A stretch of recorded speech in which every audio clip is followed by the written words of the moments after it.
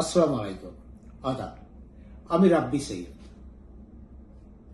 আসন্ন বাংলাদেশ সোসাইটির নির্বাচনে আমি জেনারেল সেক্রেটারি স্বতন্ত্র পদপ্রার্থী।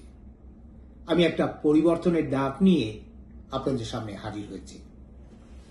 আমাদের বাংলাদেশ সোসাইটিতে অনেকদিন ধরে একটি করাপ্ট সিস্টেম চলে আসছে।